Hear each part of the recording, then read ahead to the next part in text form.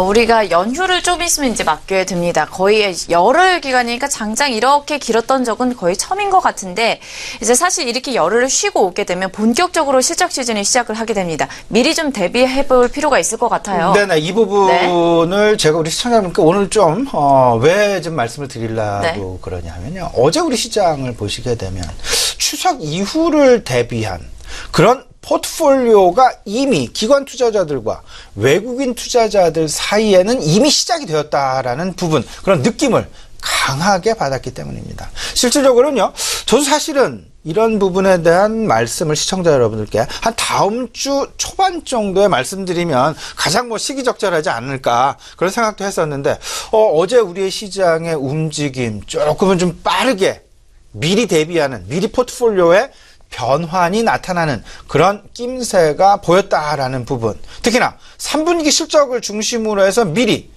어떤 그 선침해가 지금 현재 시장 내에서 강력하게 나타나고 있다라는 그런 부분, 지울 수가 없었습니다.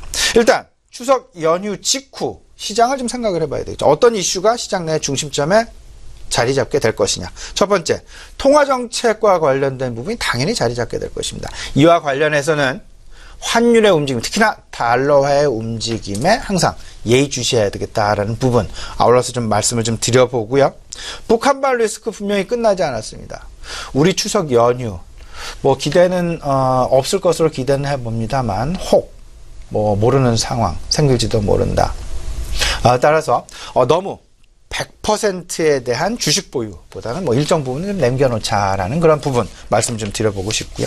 가장 중요한 부분, 3분기 실적 시즌이 바로 10월 10일 개장과 동시에 이제 시작이 될 것이다 라는 부분. 미국 시장도 마찬가지고요. 우리 시장도 마찬가지. 일단 3분기 실적 시즌이 시작이 되는데, 특히나 3분기 실적 시즌 미국에서는 그 어느 때보다도 이에 대한 기대감이 크다. 법인세 인하에 대한 기대감 플러스 최근 나타나고 있는, 최근 한 서너 달 이상 계속 지속되고 있는 달러화의 하락, 소위 말하는 달러 인덱스의 하락. 이러다 보니까 그들의 입장에서 미국 기업들로 하여금 수출 경쟁력이 상당 부분 개선이 되어지는 그런 모습들.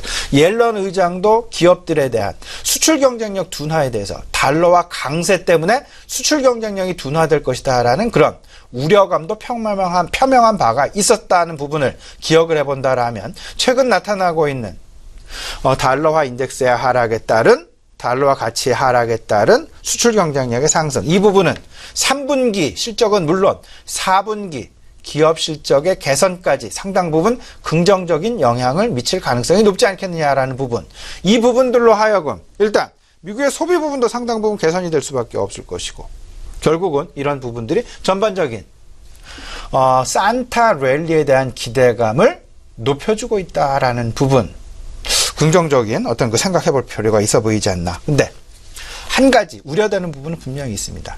이제 추석 이후로 연기된 정부의 대책이죠. 가계 부채 종합 대책. 이제 발표가 남지 이제 추석 이후로 직후로 연기가 되었는데요.